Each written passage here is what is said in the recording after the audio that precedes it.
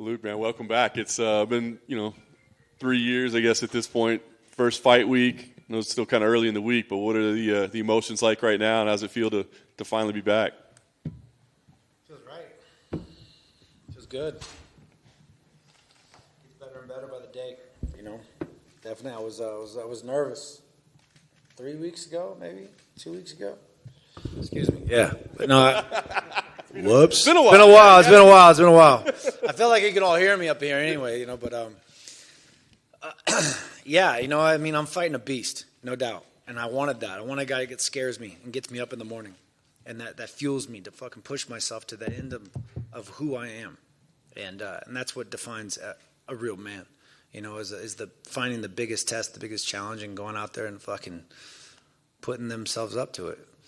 You're going to succeed or die trying. Well, otherwise, no matter what, you're learning in the process, And, there were some moments in this training camp where it was long, man.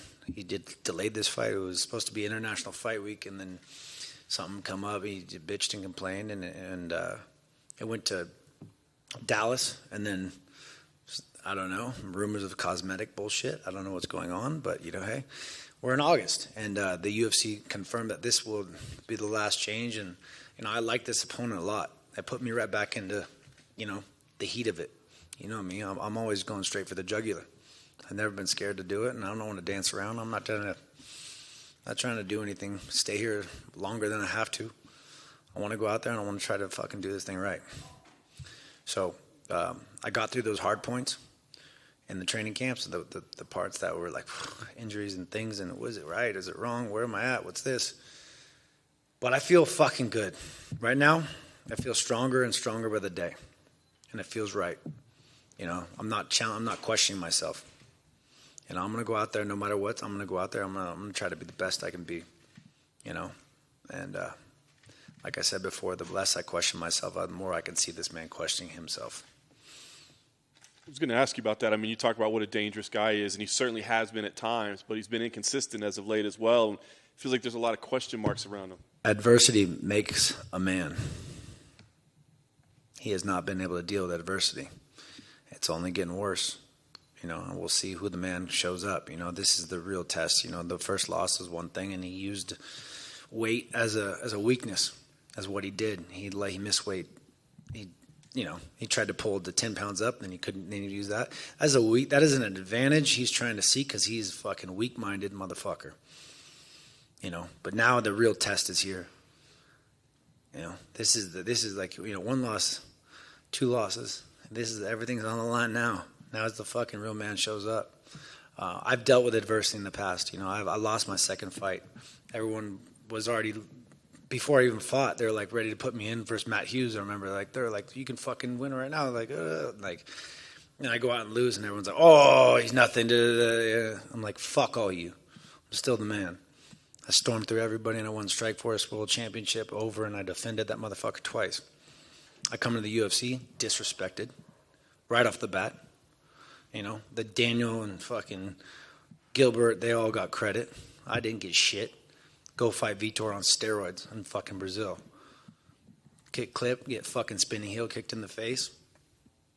Oh, he ain't shit. He ain't fucking nothing. Now he's really not nothing. Fucking bullshit.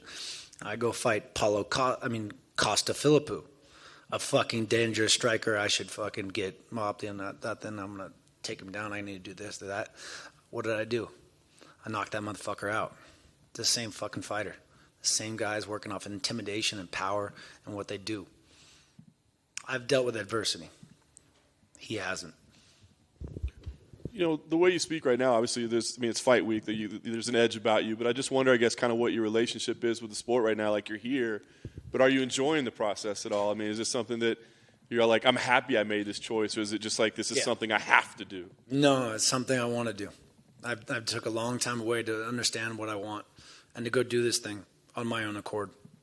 And, I chased it and forced it, and I did this shit out of hate for a while, especially after losing the title.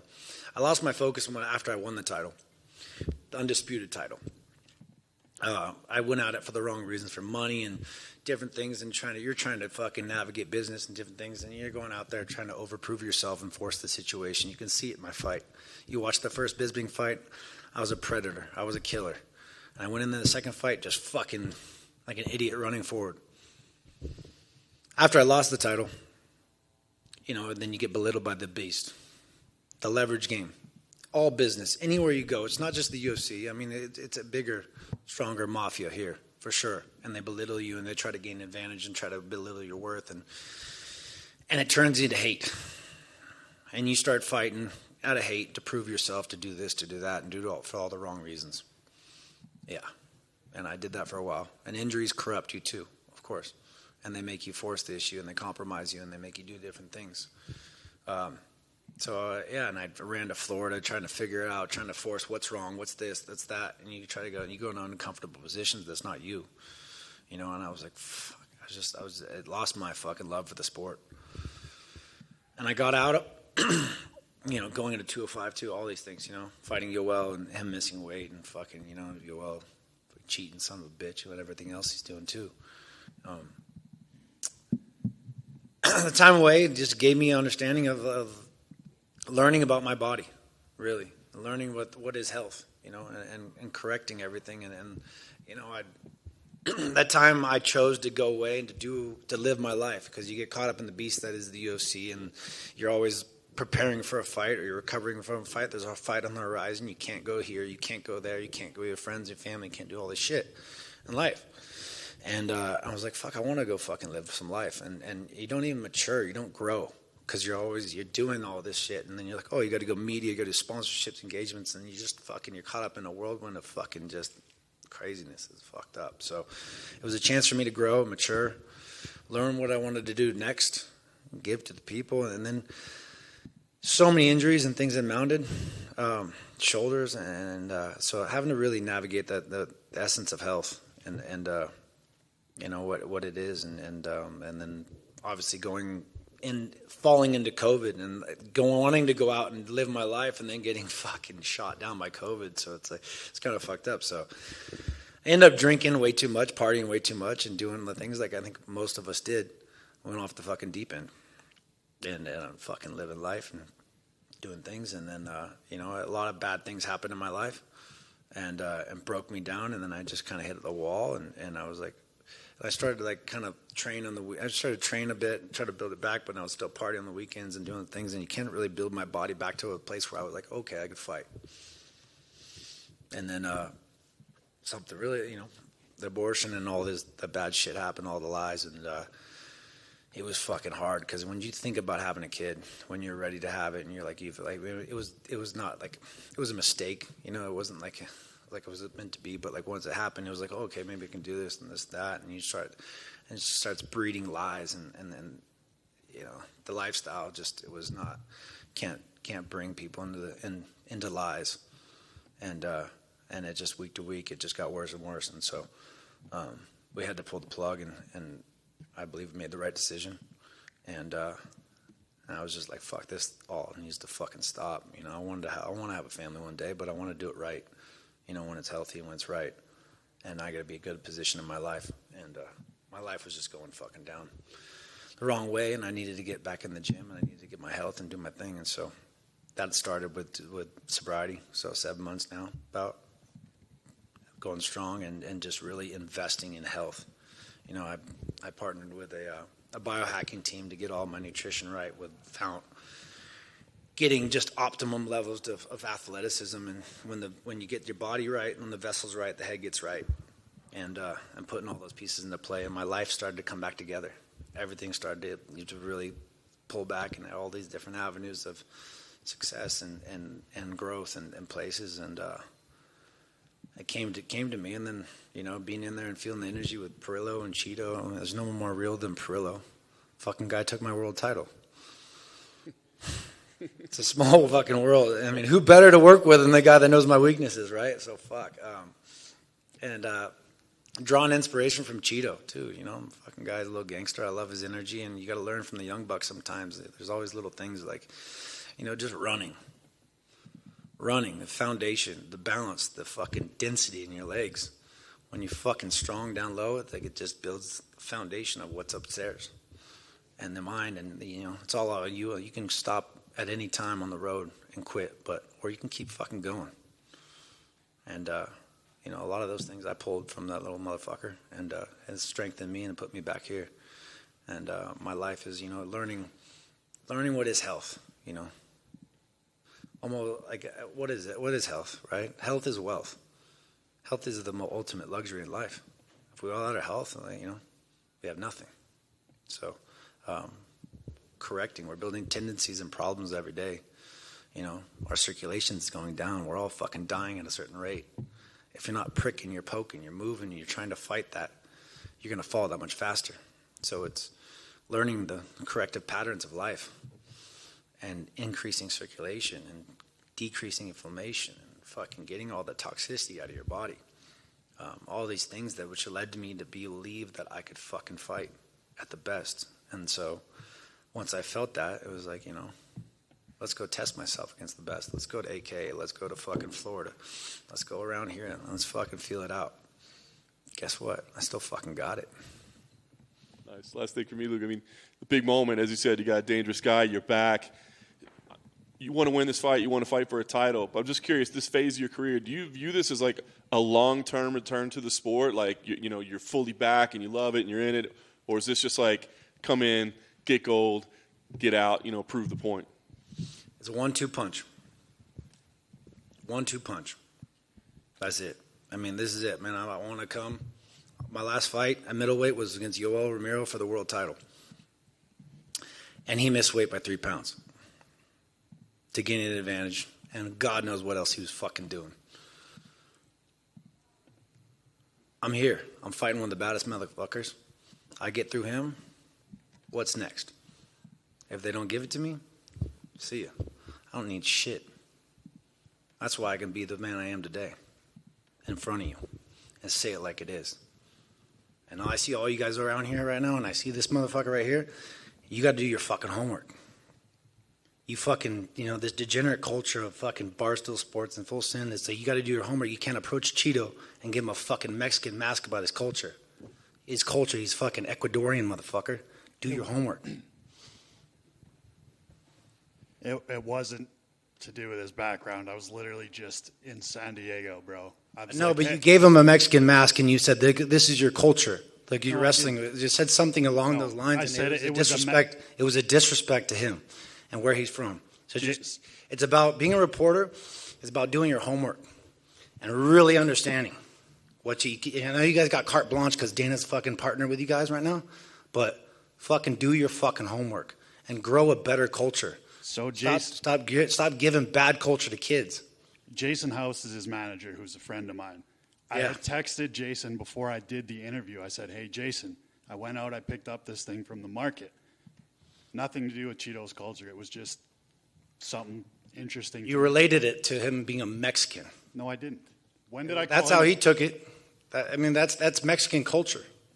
But when did I call him Mexican in the interview? Anyways, I worked it out with Jason. I know. I'm just saying, just do your homework before you get there. And it's just creating better culture, man. That's what it comes down to. I get you, bro. But like I said, it was no. I understand. But I'm just saying. I got just you. for future reference. Have you watched any of our other interviews? No, I don't. All right, man. Appreciate you. Luke, and I don't you either. It's all good. Luke, down here to your left. Over the past few weeks, you've been very vocal about fighter pay. Do you worry that maybe the promotion will sort of be rooting against you if you continue to talk out about that subject? Root against me for what? What are they going to do? I mean, root against me. Go for it. Do your thing, dude. I'm here to fight. I'm not saying anything that's not real. Everything I'm saying is justified and truthful. Just because I should be in a position of power before I say this shit? Fuck off. I got nothing to lose. I don't need this business. It's just I love fighting. And I'm here to fight the best motherfuckers, and this happens to be the place where it's done. The company is fucking growing, and they're implementing other little stupid-ass bonuses. $5,000 here, $5,000 there. $50,000, man. We've been stuck on this motherfucker for fucking 20 fucking years. I mean, back when GSP fought Jake, what is it, 100,000? Fucking, there was growing. There was when Lorenzo and Frank were running the show, there was real grounding wires. These guys don't know what they're doing. They're letting Dana just run the show and suppress the sport. They need to grow. This whole fucking thing needs to grow together.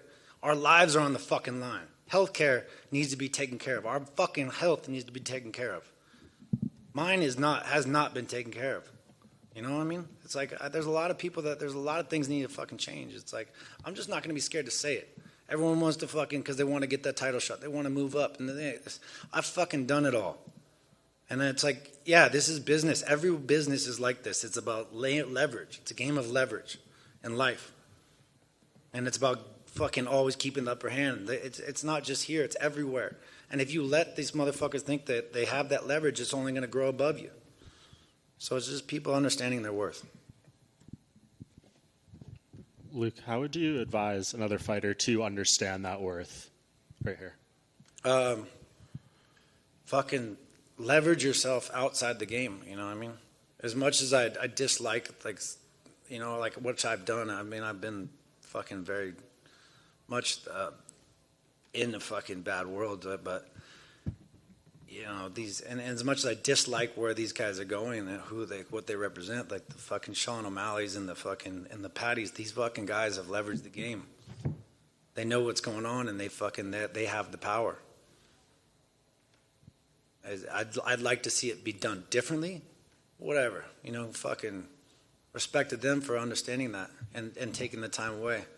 The Patty kid seems to have good. I mean, they're both not dumb at all. They both are doing their thing, but you know, I'd just like to see a better culture grow. And when you say your health hasn't been taken care of, can you elaborate on that? I don't need to. I mean, it's just things should be easier. You know what I mean?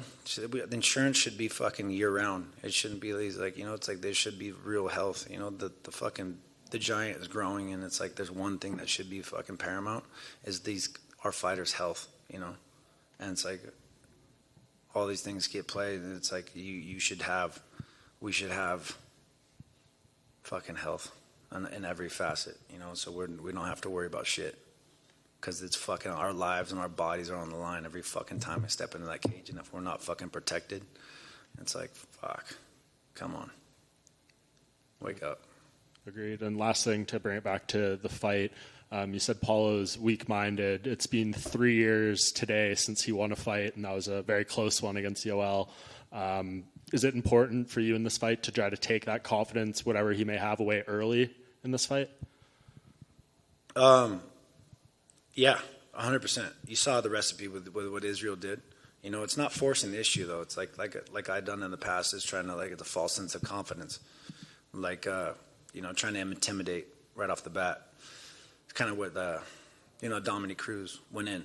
Right off the bat, he tried to come off, and it's not him. It showed weakness, you know, and Cheeto was, you know, was in his head already. So it's like, you know, assessing and attacking at the right time. But you got to show that man that you're the bigger man, you know. Like I said, adversity, he does not know how to deal with it. And if you intimidate, he's a man that fights off emotion and intimidation. And if you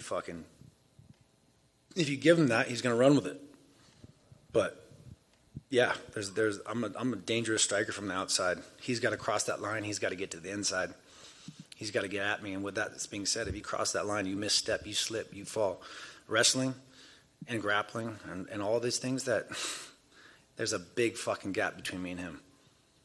And if he makes that step, this game is over. This fight is fucking over. And so, you know, making him fucking know that there's weapons on the outside, and that any time he fucking makes a mistake, there's going to be weapons on the inside. And that's natural for you, right? Like you, to this, unlike Dominic, who maybe you kind of referenced, maybe forced it a bit, you still have the record for most first-round finishes in UFC Strikeforce history. So that just is natural for you, right? Yeah. No, it comes. You know, it comes when I naturally let it come, for sure. Real quick over here, I just think it's super interesting that you've been using mushrooms and marijuana while you're training. Can you talk about how that's helped?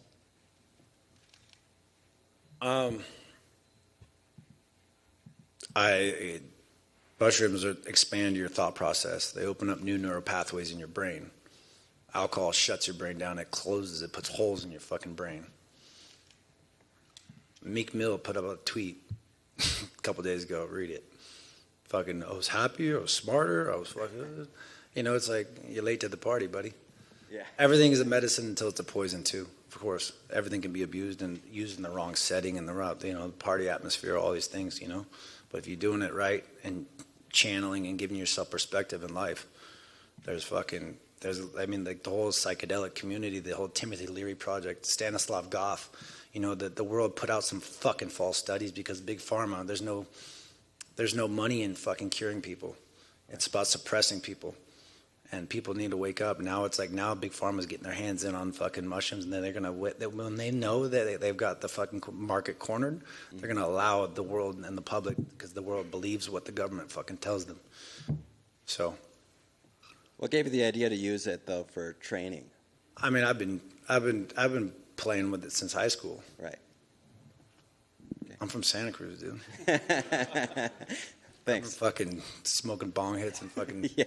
But it's like life is it's a balance. As your body chemistry changes as you grow older and where you're at in stages, and so it's like you re-implement and implement, and so it's like different types of the game and how you use it. It all matters. So yeah, I mean it's feeling. It's all process. Everyone's got to try it. It's like life is science. You got to try things, test things. If they work for you, everyone's body chemistry is different. And yeah, try things, but don't abuse things. Everything is medicine until it's a poison. Luke, front row on your right. You alluded to earlier the process of how long it took to get here, kind of the delays and all that. Now you're fighting Saturday in a place that's having its first ever UFC pay-per-view. What was your reaction to finding out you're finally getting a fight and it's in Salt Lake City, and what are your expectations here?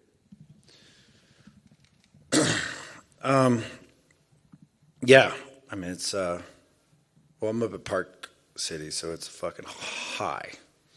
It's fucking hot. I'm excited to come here, man. It's a beautiful place and a long journey to be here. Like I said, I've put everything in life into play, and I feel like I've already won making it back here, and I got nothing to lose. That makes me very fucking dangerous. And then people like I had DC and RC, they asked me, RC what I said, if you want this and you don't need this, like what's gonna like get you up, in the fight when you get hurt, if you get knocked down? It's like, have you ever seen me fucking quit? I've never had a fucking kids and things. I'm a fucking man, and I'm going against another man who's trying to take my fucking soul. Say I've been caught, I've lost fights, but I've never fucking quit. No one has outbested me, and I'm excited to go out there and fucking fight and just put it on the fucking line. Paulo, he's a fucking quitter. And just as a quick follow-up to that, Utah's a place that used to be kind of a hotbed for producing MMA talent, sending guys to the UFC. Out of 700 fighters signed to the company now, one is from Utah. He's not on the card this weekend. How can an event like this kind of maybe spur MMA growth in a community such as this? I hope so. You guys pay for it, right? I think that there was a big budget here to bring the UFC here. I'm pretty sure, right? I think MMA is growing everywhere around the world, and I think this should spark some inspiration for the kids for sure.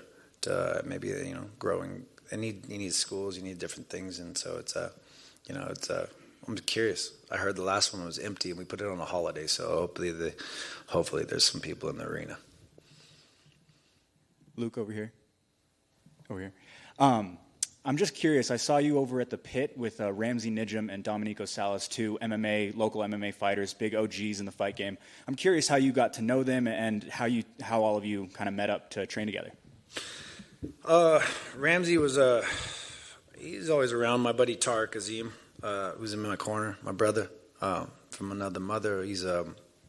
They were up in the Bay Area, working, and I was always going up. I'm always looking for the best guys around, and so me and Jake Shields, and Gilbert Melendez, we all used to work together back in the Strikeforce days. They'd come to us, and we'd go up to them, and I met Chark, and so it's just like, the Bay Area strength, we just kind of all grew together. So, and that other kid too is pretty funny. He's a classic. I saw him last night. He was just doing some he's a big boy throwing some spinning shit. I love that.